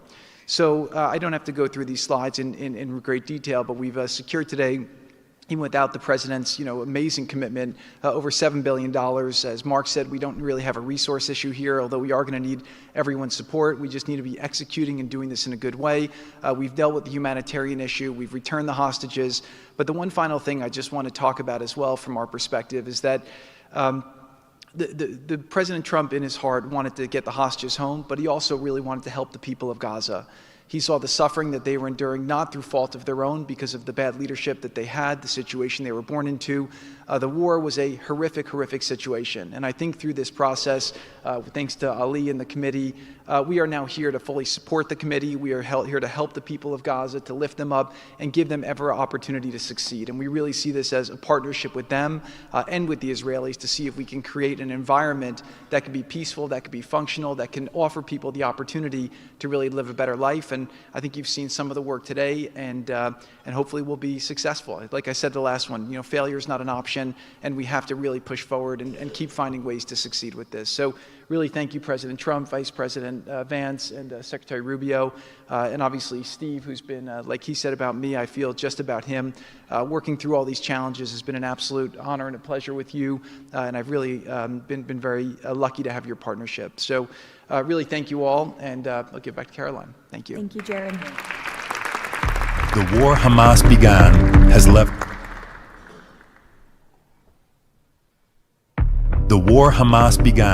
has left Gaza in ruins. Yet from these ruins, a new future will rise. President Donald Trump's unparalleled achievements in just a few months. The United States, together with key regional and global partners, has signed the 20-point Gaza Peace Plan, a blueprint for security, peace, and prosperity. All the hostages returned, the living ones to their homes and the deceased to burial. Ceasefire is stable, and the killings from both sides reduced by 99%. The United Nations Security Council approved the establishment of the Board of Peace chaired by President Donald Trump, a governing body dedicated to providing security, infrastructure, and homes for Gaza's people, ushering in the new dawn for Gaza. The new Palestinian Technocratic Government of Gaza, the NCAG, was elected with consent of all parties, including the Palestinian factions, Israel, and the Arab countries. Rafah border crossing with Egypt was open. The NCAG will secure the disarmament of Gaza to ensure one authority, one law, and one weapon. The United States and its partners, in coordination with the World Bank, are pledging billions of dollars to rebuild Gaza. Safe areas are being established in Rafah and later across the Gaza Strip, where families can receive shelter, food, health care, and education. In Rafah, Gazans will build their first new city. The NCAG, with the Board of Peace, will expand development across the entire Strip, employing hundreds of thousands in reconstruction and business activity. Transportation, water, and energy systems will be restored, and a modern economy will begin to emerge. Children will return to classrooms with a curriculum that promotes tolerance, dignity, and peace. Our goal by year 3, Rafah fully rebuilt, unemployment curbed, and Gaza connected to the world through an Abrahamic gateway, linking it with Egypt, Israel, Jordan, Saudi Arabia, the UAE, and extending to India and Europe. By year 10, Gaza will be self-governed, integrated into the region with thriving industries and housing for all. This is the framework for Gaza's rebirth: secure, prosperous, and peaceful.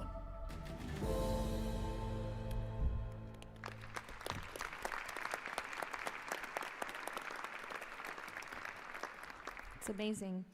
Now we will hear from our distinguished leaders who are here today, beginning with the King of the Kingdom of Bahrain. You're welcome. President Trump, distinguished members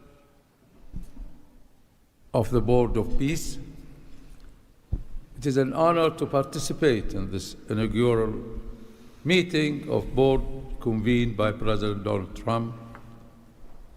I take this opportunity to extend my heartfelt congratulations on this worthy and timely initiative. The meeting comes during the holy month of Ramadan, where we will pray to Almighty God that our endeavors will bring peace, security, prosperity to the world. As a founding member of the Board of Peace, the Kingdom of Bahrain recognizes and endorses the tremendous potential of this body, the extraordinary drive of its chairman, and his sincere efforts to unify nations in our common objectives of fostering and enduring peace for the Middle East. We greatly appreciate President Trump's initiative in presenting the Gaza peace plan and establishing this board as a vital platform for dialogue, action, and delivery. As we embark on this historic journey together, we urge all peace-loving nation organizations and groups to actively engage in the successful implementation of the second phase of the Gaza peace plan. This includes ensuring a lasting ceasefire in Gaza, facilitating its reconstruction, and providing hope and new opportunities for the people of Palestine and Israel. This inaugural meeting of the Board of Peace marks an extraordinary and pivotal chance to envision a new future to Gaza, one that emerges from the ruins of conflict to building a landscape of security, aspiration, hope, and opportunity for its people. And reaffirming our commitment to this vision, the Kingdom of Bahrain has contributed the funds towards the operations and administration of the Board of Peace, and today we announce our readiness to provide the necessary infrastructure and skills to establish an effective government digital services platform for Gaza.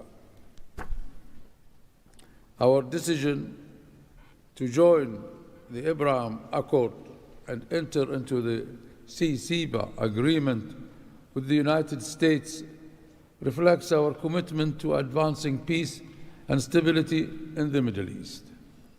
The United States' historic and ongoing presence in our region has served as a positive force for stability, and we remain dedicated to strengthening our partnership.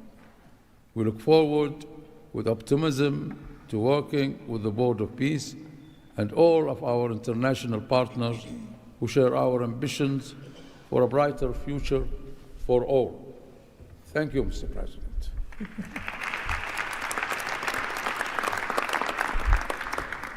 Next, the President of the Republic of Kazakhstan. Dear Mr. President, ladies and gentlemen, our meeting here at the Donald Trump U.S. Institute of Peace comes at a moment when decisive and pragmatic actions matter most. In fact, it's about making durable peace through practical, target-oriented measures, but not through endless conferences with wishful resolutions. Mr. President, your clear vision and far-sighted approach to promoting global peace and stability has inspired my country to join the Board of Peace. The Board of Peace is widely expected to respond directly to new realities by reinforcing existing multilateral efforts. The world has never seen a move like this.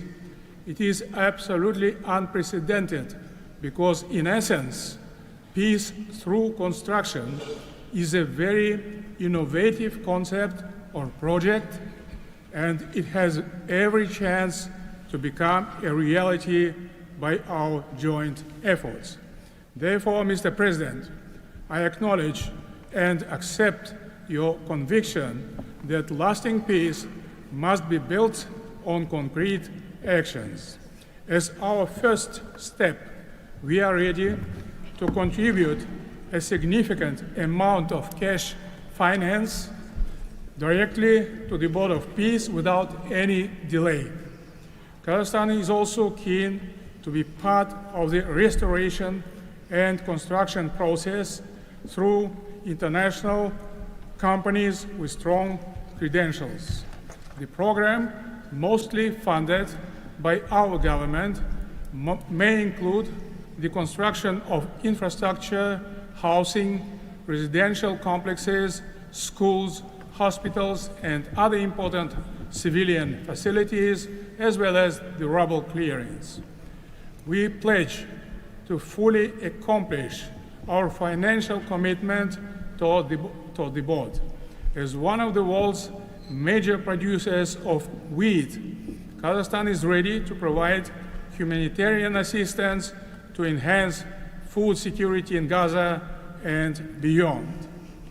Kazakhstan plans to provide 500 scholarships to Palestinian students to pursue academic programs in our universities over a 5-year period. We can share our internationally recognized e-government expertise and other digital solutions. Kazakhstan is willing to support the ISF by deploying military units, including medical units, and sending our observers to the Civil Military Coordination Center. Sustainable development in the Middle East requires new ways to promote peace, cooperation, and trust across the region. That's why Kazakhstan has joined the Abraham Accords. This crucial move is fully aligned with the noble mission of the Board of Peace. Both of them may constitute a solid basis for joint efforts to promote peace and security in the Middle East and to foster economic, humanitarian cooperation in the region and even beyond. Given the global nature of the board's agenda, Kazakhstan is committed to providing practical support, including through hosting meetings at different levels and scales. I also would like to propose to establish a special President Trump's Award of the Board of Peace to recognize his outstanding peace-building efforts and achievements. I am confident, Mr. President, that under your strong leadership, the Board of Peace will successfully deliver its great, noble mission. Thank you.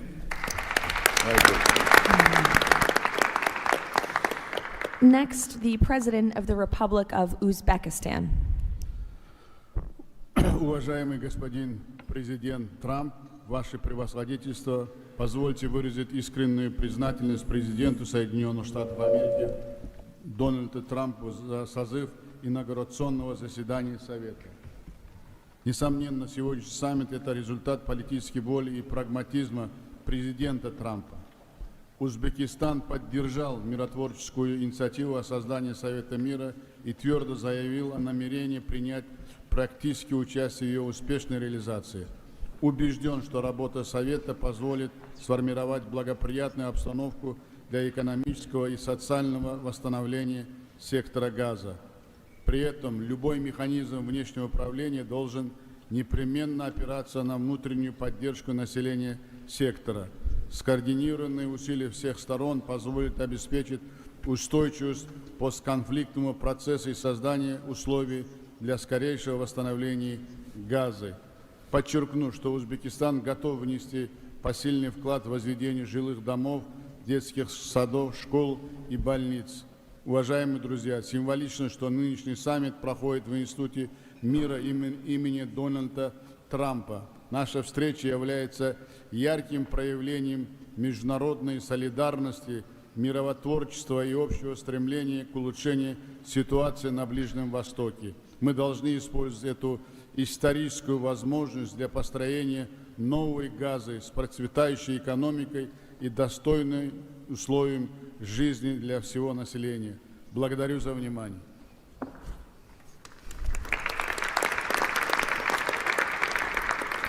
The President of the Republic of Indonesia.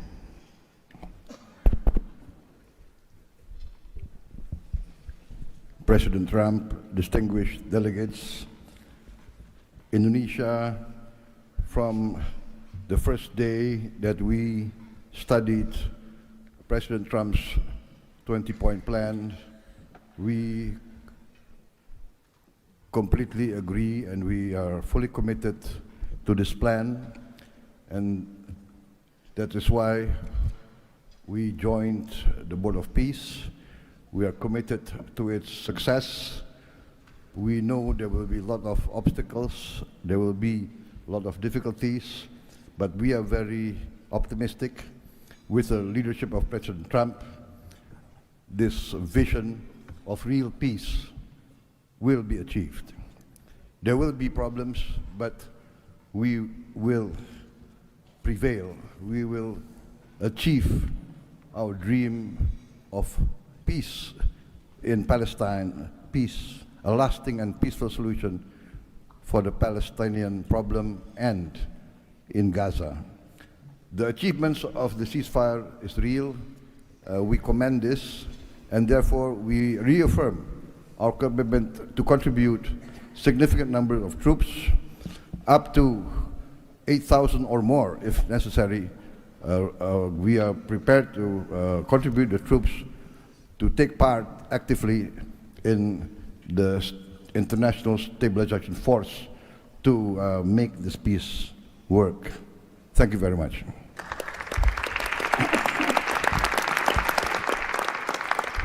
The President of Romania.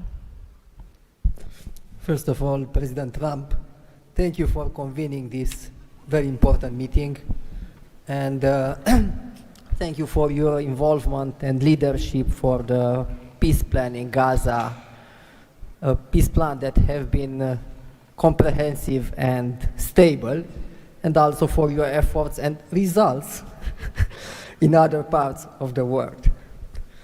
I think everyone desires peace, stability, prosperity in Gaza, but the question is how to act for, and it's why this meeting and this format is important.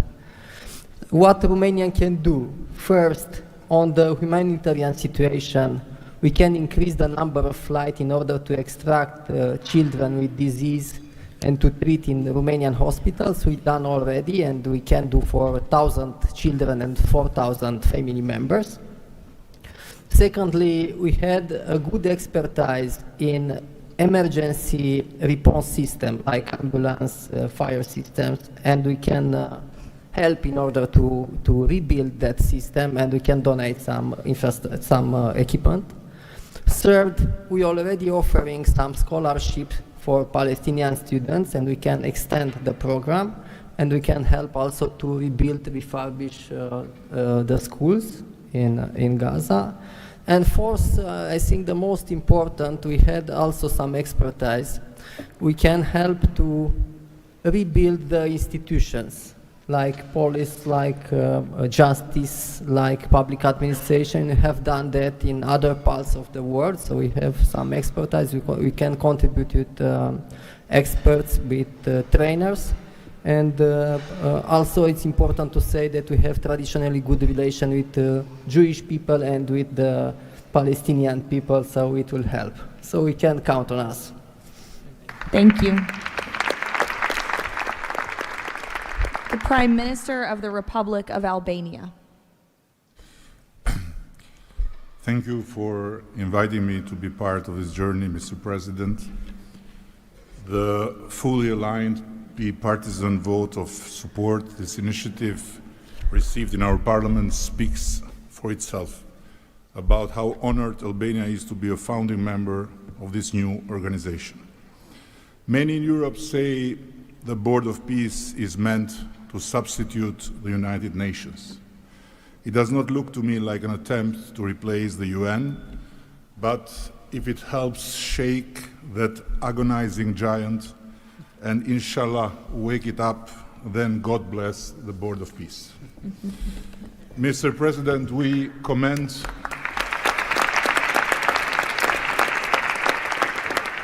commend your decisive role in bringing a halt to the heartbreaking conflict in Gaza, and Albania has confirmed its participation in the stabilization force with our troops. At the same time, I propose that this board invite all countries to contribute directly by building a dedicated public facility for Palestinian children, and in doing so, the world would help the children of Gaza, who are the most innocent hostages of the lunacy of Hamas, to grow within the tangible presence of the largest chain of hands humanity has ever joined together. By not only putting the money, but bringing their own architects in this, so the world will transform an wound of history into an oasis of hope, where compassion takes concrete form and the future is shaped around those who deserve it most, the next generations of Palestinians.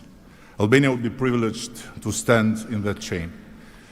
Allow me very briefly to draw your attention to another open conflict closer to home, where President Trump's leadership during his first term brought Kosovo and Serbia closer than ever to a final peace agreement. The president of Kosovo was then brutally prevented from traveling to the White House to sign that agreement in the presence of President Trump. And this was the doing of the very same Sicario prosecutor that went after President Trump himself, and for that became worldwide famous. Today, the Kosovo president have now spent 6 years in pretrial detention before a special court in The Hague, sponsored by several democratic states, some of them present here, that should be shamed of that type of international justice. Just last week, Mr. President, another prosecutor funded by this great country and its taxpayers requested 45 years of imprisonment for him, a request that sent shockwave of humiliation through an entire peace-seeking nation. At this moment, only a few months stand between a man who rose from resistance to ethnic cleansing to become a peacemaker and the potentially devastating outcome in a court that has so far failed at every step to uphold the standards of democratic justice. For the sake of God, Mr. President, let's do something before, as you say, very bad things might happen again. And again, thank you so much for including Albania in this noble initiative by bringing close friends of Israel and of the Arab countries. We very much hope to be an added value in your amazing vision.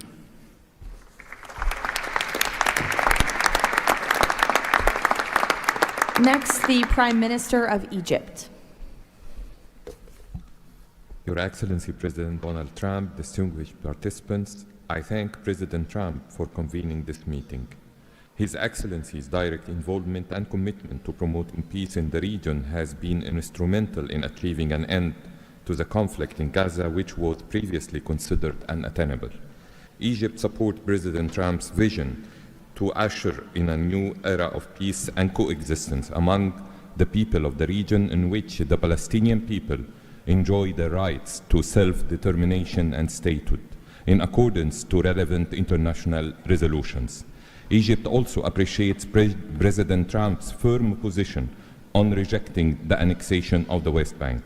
Egypt supports the mandate of the Board of Peace as a principal framework for governing the transitional period in Gaza.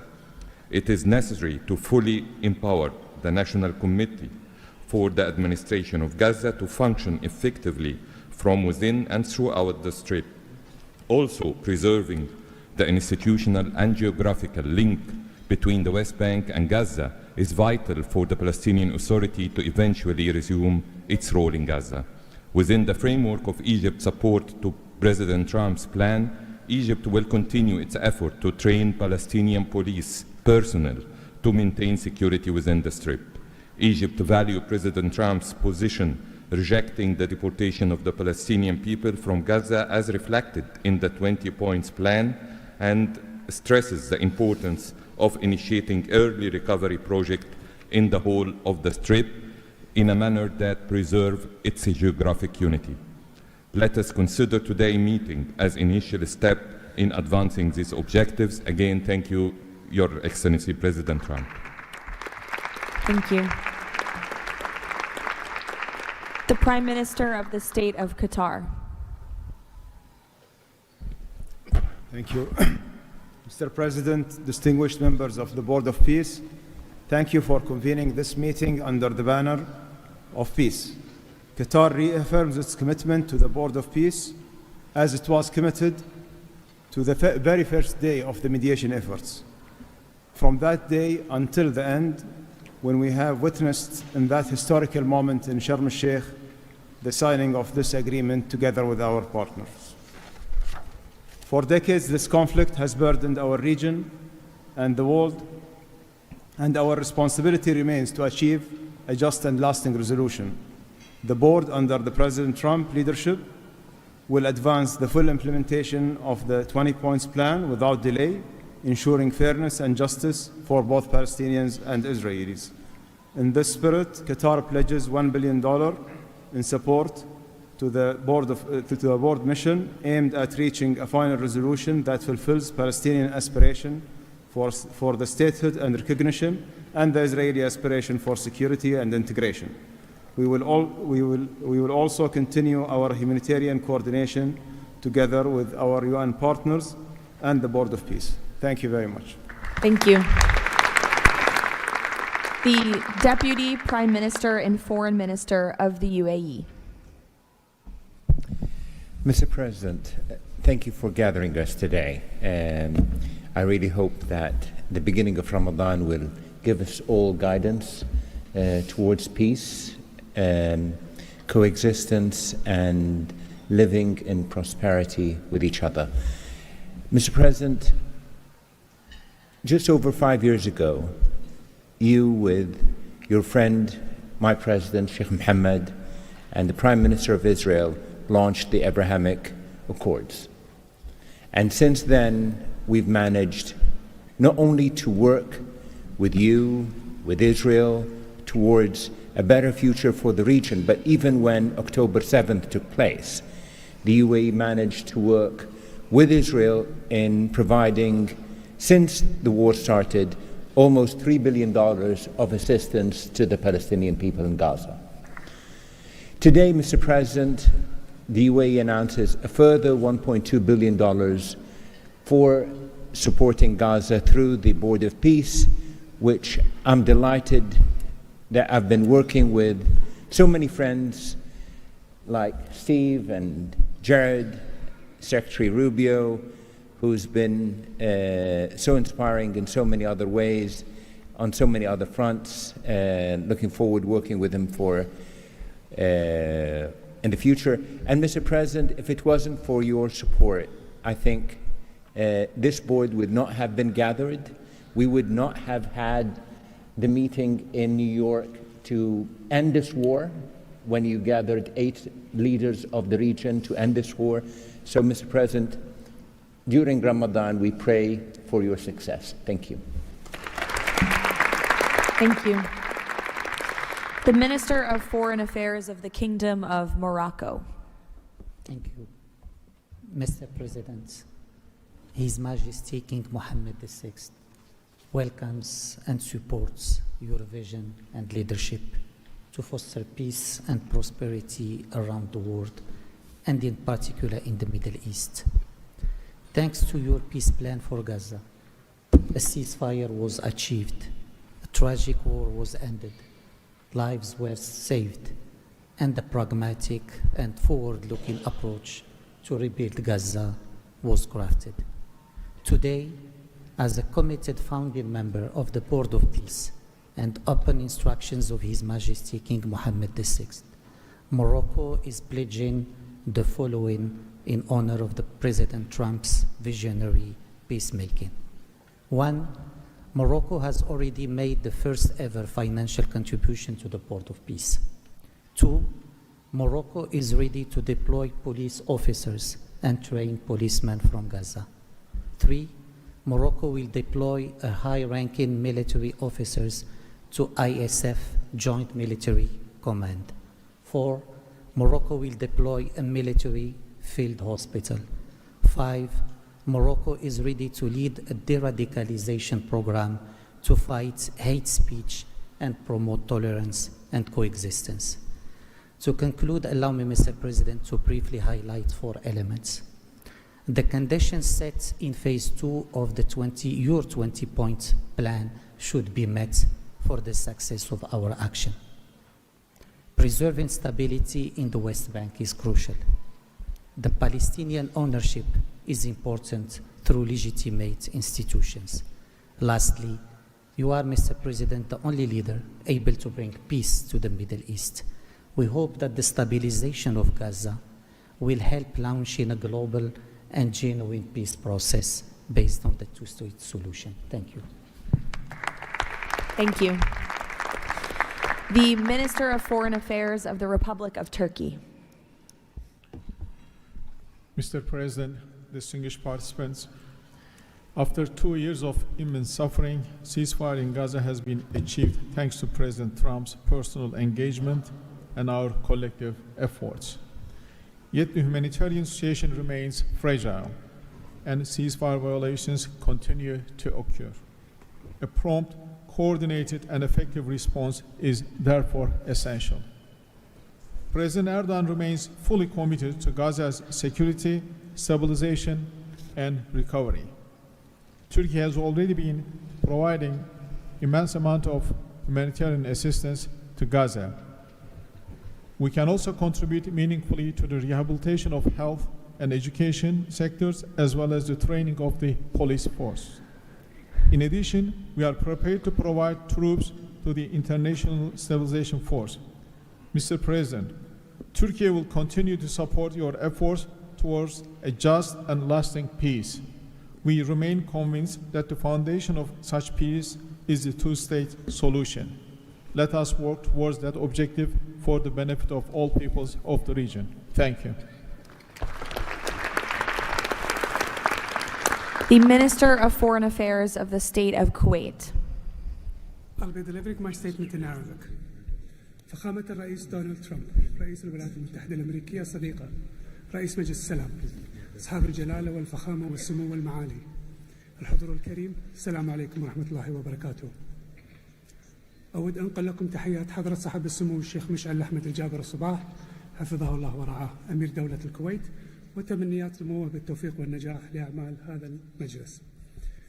كما نتقدم بخالص الشكر لفخامة الرئيس دونالد ترامب على جهودها المقدرة والرامية إلى المساهمة في التوصل إلى إنهاء حالة الصراع بما يؤول نحو إقامة الدولة الفلسطينية المستقلة على حدود 4 يونيو لعام 1967 وعاصمتها القدس الشرقية وفقا لقرارات الشرعية الدولية بما فيها القرار 2803 ومبادرة السلام العربية.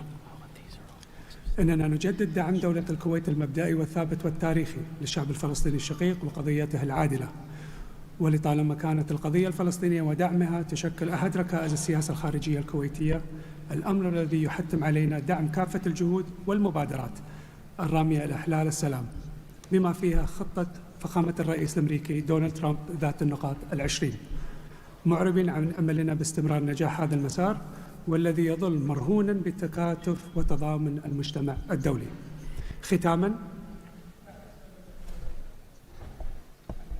مالية بقيمة $1 مليار أمريكي على مدى السنوات القادمة دعما لجهود مجلس السلام وتأكيدا على التزام دولة الكويت الثابت بدعم كل مسعى يهدف إلى رفع المعاناة عن الشعب الفلسطيني الشقيق وتحقيق الأمن والاستقرار في غزة. والسلام عليكم ورحمة الله وبركاته. Thank you. The Minister of State for Foreign Affairs of the Kingdom of Saudi Arabia. Thank you, Mr. President, distinguished members of the board, distinguished guests. It is a pleasure to be here with you as we embark on a journey towards establishing a lasting and just peace in the Middle East, a peace that results in two states, Israel and Palestine, living side by side in peace and security, a peace that results in transforming our region from death and destruction to hope and prosperity by integrating the region, bringing together its resources and unleashing its potential.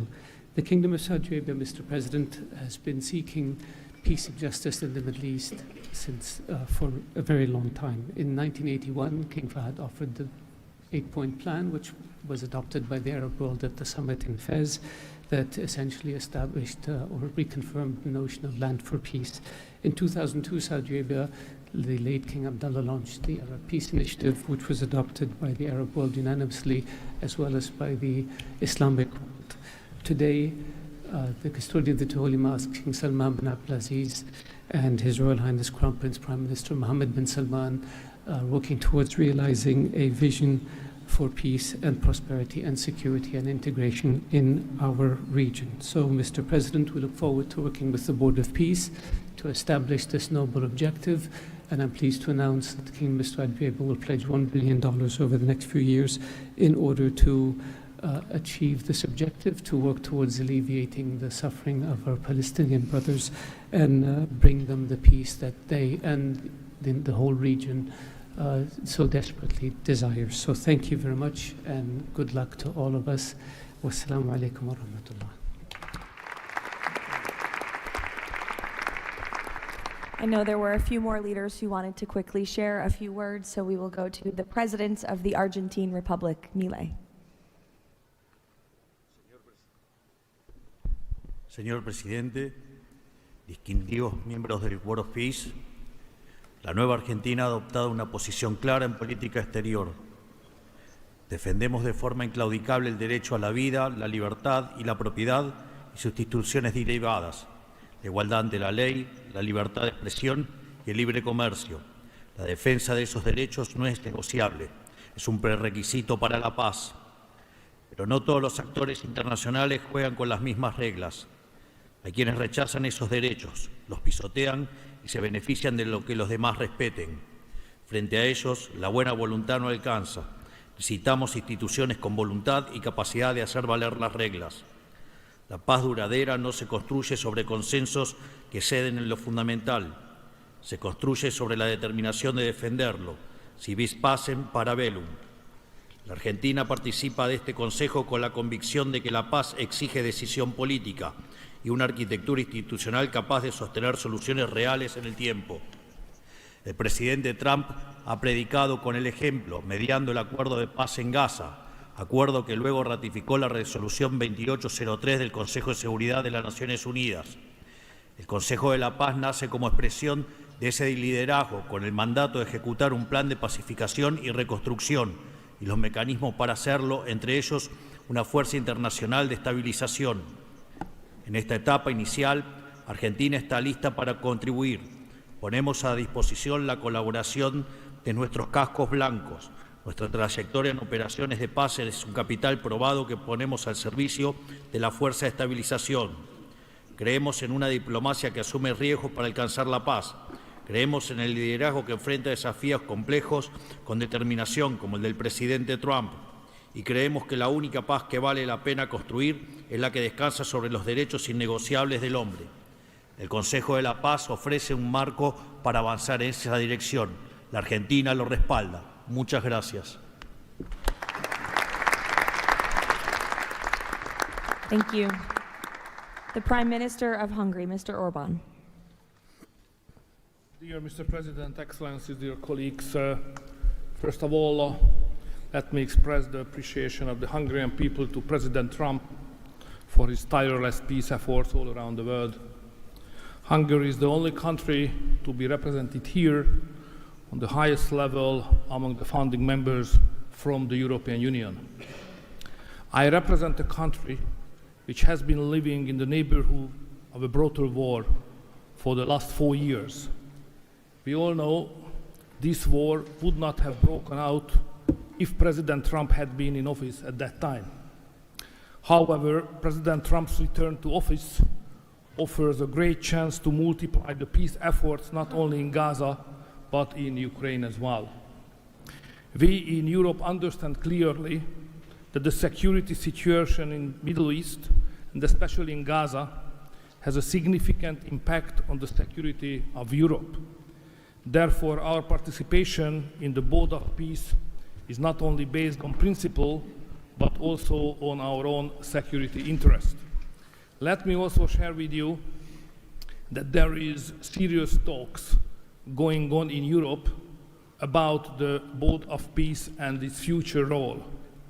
We understand that during the recent decades, international organizations have failed to fulfill their role to preserve peace and stability worldwide.